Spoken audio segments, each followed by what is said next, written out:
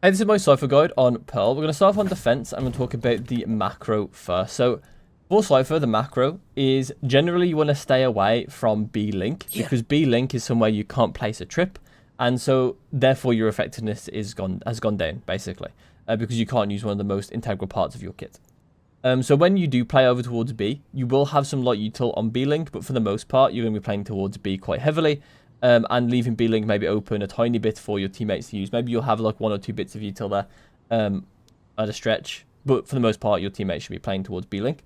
When you play towards A, you can actually take both A-Link and A-Site. So then it frees up the rest of your team to kind of take a lot of the rest of the map, basically. You can have 2 people over here, 2 people here. And you can passively hold this 2 stuff. Or maybe even have a trap play in one of the areas as well. So macro-wise, that's how I play Cypher. Okay, so now we'll talk about the A site and we'll talk about the cams first. So the first cam, or like my most important cam, or one of the cams that I do a lot, is this one, because I think it's one of the ones where they kind of have to look behind them and up to see it, so it throws off their crosshair placement. And on top of that as well, they can hear footsteps. It's good at tagging people if you open it late into the take and that kind of stuff. I think it's quite good overall. So I use it a lot, as opposed to this one, which is very similar in a lot of ways, in the way that you can use it. The main problem is that if they do hear you open or close it or whatever, it's wallbangable. If they know that it's there as well, they can wallbang it preemptively in like the next rounds. So I wouldn't bother placing it on this side. What you might be able to do is place it on this side once or twice, and if they do wallbang it, then they might be aware of it, and then they might give away their position, and they might have to try it. They might like try and wallbang it a tiny bit to kind of potentially deal with a camera before they come out onto site, which can give you a tiny bit of info if they haven't already given info already. Next as well, this cam as well is very similar to the one up here, but it's basically you can't see under, but you can see more of A-Link if you think that would be more relevant, or just a mix-up position. And the same with this one as well. You can't see any of A-Link, but you can see under parts of like this could be basically. So it's once again another mix-up area that you can put it in. And you can also put it on basically anywhere on this wall, along with anywhere on this back wall as well. Over here as well can also work. These back wall ones, I wouldn't recommend you wouldn't open them early. Because for the most part, unless you really want the early info, which is also kind of like a possibility you might want, if they play like a lot of contact, then this cam might be very useful. But for the most part, you can kind of keep this one closed as well, and kind of use it a bit later into the take, potentially when a jet is dashing out or something, Phoenix running out, that kind of stuff. If you want a more aggressive cam to get early info, this one also is quite good. Very similar to the one on Ascent when you put it into the window in B, where it kind of gives you a lot of info early on. You can see if they're B site like instantly. And that's really valuable information to have, and this is exactly the same. You can see if they're A site instantly. Very valuable information to have if they don't readily give it away, that is anyway. You can also do the same on this as well, but I wouldn't really recommend this one because it does miss out a lot of info, because you're kind of limited on this side.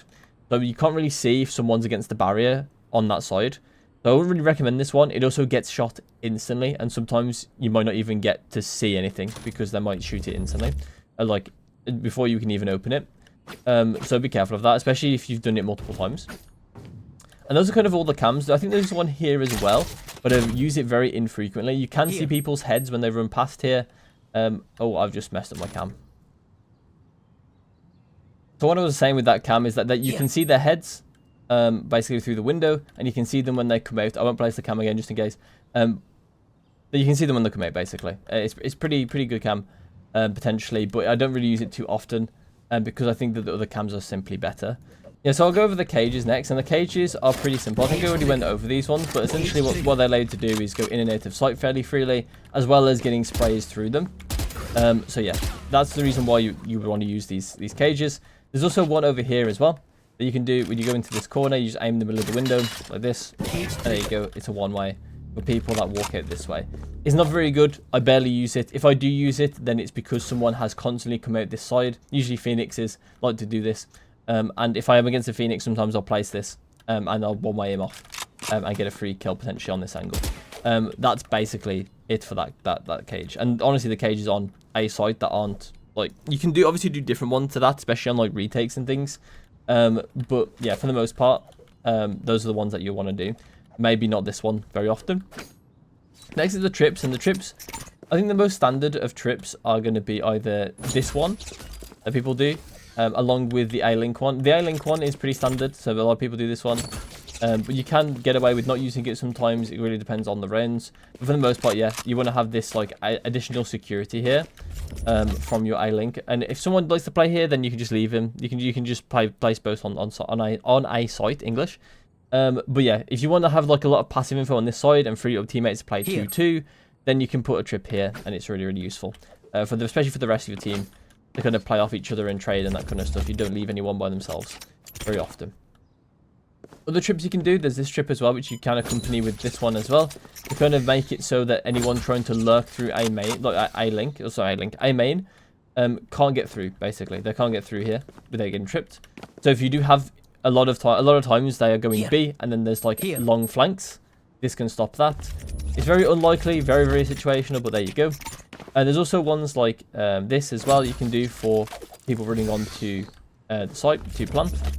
You can also do ones that are even more sneaky, like this one. A lot of people, or quite a few people, will path like this. They get hit by the trip. We use this to wallbang them. Pretty good. Or you can even use, you can just go here as well. Wallbang them as well. That also works. You can also do one over here. Middle site. Pretty good. There's also one on this like stone as well, I'm pretty sure here. That's pretty good too.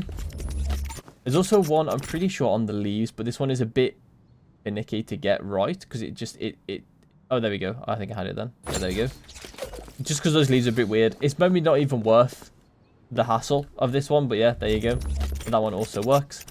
There's ones like this as well off these corners, and there's also one off this corner here. All of these can work. They're all valuable mix-ups to dodge shocks and that kind of stuff as well. You can do one here, same sort of premise as this one way. That if there's a Phoenix passing this way or someone's passing this way, you can trip them up and come through the smoke. That is kind of how I play A with the trips and things. There are probably other trips that I sometimes use. I can't think of them off the top of my head right now. And for the most part, they're probably very, very situational. So if I do have like those type of trips, I'll put them on my shorts. So keep your eye out for those potentially. Next we'll go over onto mid. And I've already showed you this trip. And this trip basically just defends mid. It's not jumpable and it's also not duckable. It's pretty good. That's basically it. I've already showed you that cam as well. That's it on art. And then on on B link, there are some certain things you can do. One of them is more for B anyway, and one of them is actually like for B link, which I've got. So you go into this corner, and the thing is it's this corner with this part of the hood. But the problem is that you don't line it up. What you do is you go onto the corner like this, and then you move left slightly until there's like a tiny little gap on the yellow, and then it one ways. And this is a one way here. It works down here mainly. So it doesn't really work from here very well. You can't really see anything. So you want to play down here, or if for a teammate that's playing that kind of area in B link, you want to place this for them rather than you actually actively being here. And that's kind of all I've got for B link.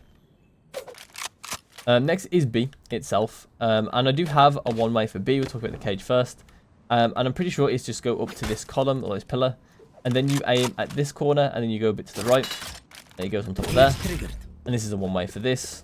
It's pretty good. It's not great. It's pretty sure it's like a two way in some ways as well. So you're gonna be very careful with it and try and the main thing is it threatens people that are close to this area here to not walk forward. Basically, it's not the main premise of it. It's not really a traditional one way in that sense. But yeah, in terms of cams, you can do ones like this that just see everything. I like to have one. I think I do one over here, where it kind of the initial area they can see the cam is blocked, so I can see when they cross over, which tends to be a bit more of a sign that they're committing here, or at least committing a tiny bit to here when they actually cross over to here or go to this area. You can also do a cam like this at the start of the round when it starts, and just leave it closed. Just leave it there and leave it closed. And if they ever try and walk up to you, then you can open it. You can also make sure you place a cage here when you play B, because one of the main things about B is being able to defend this backhaul area. Place a smoke here and delay them a lot, because it means that when you delay them here, they're stuck out in the open against all these angles. Even if there's smokes there, they can still be susceptible to getting sprayed, especially if you have some nice trips up Pretty sure there's a trip down here that's pretty funny. This one. There's also one. I'm pretty sure there's one that actually goes further than that. Yeah, there we go. There you go. That one also kind of works. Because usually it gets the planter, because the planter's going to be pathing like this. It can also get people that try and just run straight into this as well. Also works. There's also a bit more like basic trips, I would say, where you do them like floor level here, or you do them head level here. These types of trips are pretty basic, pretty easy, pretty known. And you can basically just do them across here now as well, like this, against the box. Pretty sure there is one as well over here. Yeah, here as well, on this pipe. And this one I do quite a lot as well. And they're just there to like defend fully. They are jumpable, obviously. But generally I am going to be like hard anchoring this site. Or at least someone is. It's usually me though, when I do play this site. So the fact that it's jumpable is not really that important, because for the most part I'm going to be able to hear it. I'm going to be able to punish them if they try and jump over in the angles I like to play. But for the most part, I think when you are playing this site, you do want to be playing towards backside. As I've already said, for the reasons I've already mentioned, it's really important to kind of have backhaul. Okay, so next I'll talk about the retakes of B. And then we'll talk about A retake. So on B retake, I like to go from heaven. Although sometimes I will go through here. And a lot of the time it's about using your cages efficiently. As you can see, if I place my cage here, they can't see me at all. Even though it does fade a tiny bit at the edges. For the most part, no one will see you. So you can just place your thing here and drop. And then, there you go. You can try and outplay them at smoke, basically. You can also use cam on this wall to kind of see if you can see into hall. Or see into like any of the more open areas, a backside over here. Pretty sure you can also cam. Yeah, you can also cam. I believe actually it's there. You can cam for here, for like seeing down long. You can also cam like this, but be careful about this angle. A lot of people like to take this angle. And also this cam will get shot instantly if someone is there anyway. So you want to be careful of that. If you go through B-Link, so if I do go this way, I very rarely go through tunnel. Like this is called tunnel. I usually don't go through CT, but you can do this cage that allows you to cross and fight here, and you can't be visible. You're not visible to anyone outside. It basically just allows you to cross in with your teammates. So that is actually a really strong cage. As well as from this area as well, you can kind of do cages like this. Like you can throw them a lot more aggressively and try and find either these types of angles, or ideally don't have those angles exposed. Cage triggered. So you like this, and then you can try and find like fights on like this around the smoke, basically. I think that's like kind of like some of the ways you can play the retakes. You're not going to have any trips, and nor will they really be that useful. I haven't really talked about ult either, because ult is one of those things that's really situational. And on a retake, usually it's through CT, and you can do things like this to get the crosses. Once again, this works to like cross backside and that kind of stuff. Go on top of here. Not exactly a one-way. Not exactly like a head glitch or whatever people will call it. But they won't see your body for a while. You can also crouch jump. So you can do stuff like this, right? Where you jump and crouch, and they can't really see your head very well. And then you can stand up and shoot. And that also works. You can use it, obviously you can use cage on this, and you can use the cage on the bomb as well. To defuse, or like tap defuse and that kind of stuff. In terms of where to put the cameras, I like to put the camera on here when I'm retaking. It sees a lot of like the most important areas on the site. You can also, it doesn't see cubby very well though, like in the corner. So if you do actually cage this, you can cross, sorry, and you can cam through the window, which will get all of cubby, which is really useful. And you also see people in a link, which is sometimes a place they'll play depending on the plant. If it's planted here, they probably won't be playing there. But if it's planted like open, like in that corner, this corner, then they will be playing over towards a link, potentially. And that's going to be it for the air retake. There's not really much to say about the air retake there. The other ways you'll be retaking are going to be flanks. And those flanks are going to be highly situational with what you do. Okay, so that's it for retaking and defense. So we'll go over onto attack. Okay, so on attack, I'm going to start with the anti-flank trip. So we've got this one, which is the main one that a lot of people do, and the same with this one over here. And basically, you can also do one like this. And these depend on which way your teammates or you are going. Where this one will give them more space if they're flanking this way, so you want to place this one. And this one will give them more space if they're flanking from A to B or mid. So you want to place this one. And they're just limiting space trips. They're not too important to mix, like to change up, like, but I would try and make sure you're placing the right one for the right situation. It's not a massive difference though, so don't worry too much. Actually, I'm going to keep one here. The other anti-flank trips we can also try And they are very specific. So what the main prerequisite for these trips, not these ones, the ones I'm about to place, basically are to make sure you have presence in both mains, because one main can flank the other with these sets of trips. So with these trips, it just stops the mid players from flanking you. So it keeps mid in a box. Bear in mind, they can still see the rotations. So these aren't great trips, but they are possible to use.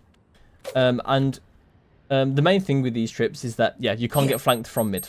So if you do have presence, you have 2 players towards B, 3 players towards A, whatever, lurk B, 1 at like 4A, whatever. That's kind of like how these trips can potentially be useful. I wouldn't necessarily recommend them, but they do have a potential to be useful, as long as you know what the round is going to look like. And also, if they're not very aggressive in mid, then sometimes, not very aggressive in the mains, so they can't get like the free flank that those 2 trips allow them to have. And they're more aggressive in mid. These trips might help you a bit more than if they were more aggressive in the mains and less aggressive in mid. So yeah, those are the trips for like defending yourself on attack. And then we'll talk about actually going into site. So on A, you can place this cam here to get early info into art. You can do that. You can also do it late as well, or you can like place it and leave it there. So then when the retake is about to start, you can see how many people are coming from art. Is also a potential thing you can do with that cam. You can also do a cam over here as well, and basically same thing. It's like a pseudo drone, I would say, but you can also leave it to the retake as well, and then tag people as they come out, which is really good.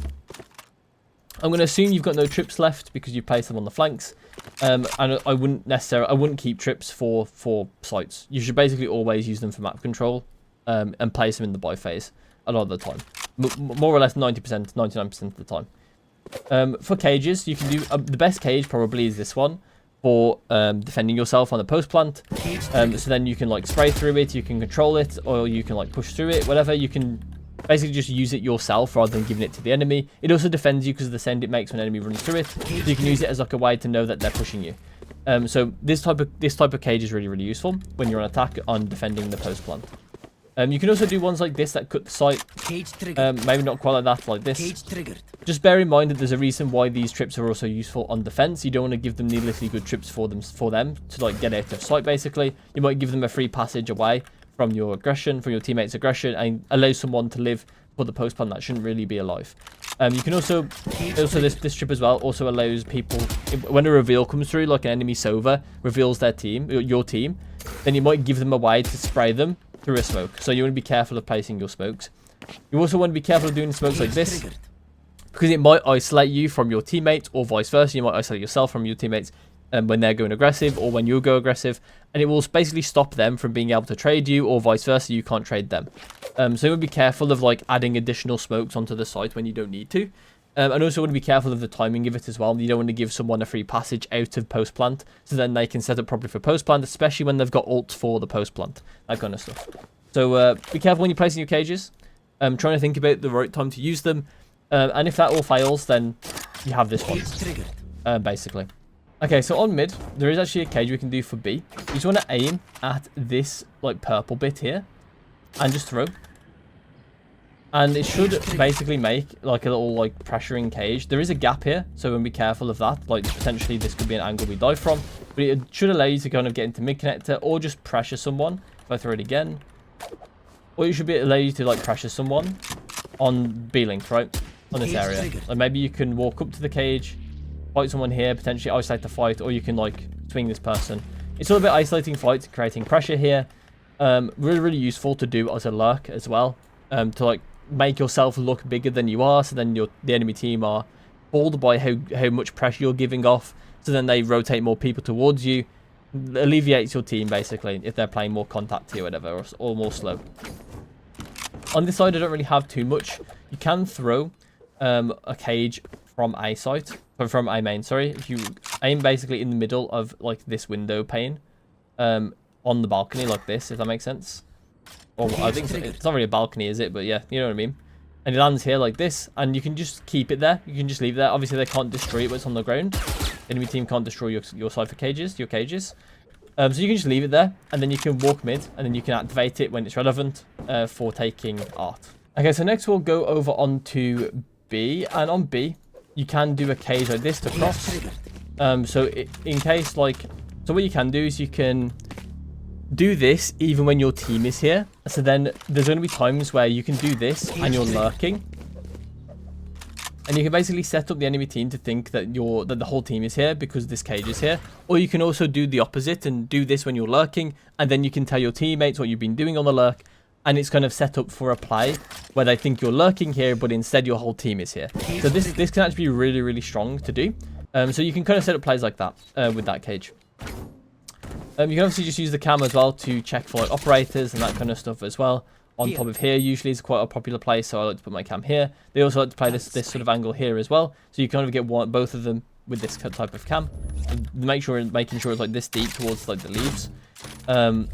Sometimes they'll do it like midway through, but for the most part, I think that the cam over here is better. You'll see a lot more. I think a lot more relevant information as long as they have an operator. And that's kind of it for like the top of B. And for like this part of B, once again, you're just going to place cams for info, pseudo drone, essentially. And you can also do this type of stuff as well. Cage this off while you take fights on site and that kind of stuff. You can also do cages close to help you move forward onto site and to take fights on people that might be flashed and that kind of stuff mid-site. Yeah, that type of stuff basically. When it comes to post plant, you probably want to play it over here, and you can use your cages to defend yourself like this, potentially. Usually on this right side. And if it's sprayable, if it's planted over here, it's perfect. So you can spray through the smoke and defend yourself with the cage. So that's it for the guide. I hope you enjoyed, and I'll see you in my next one.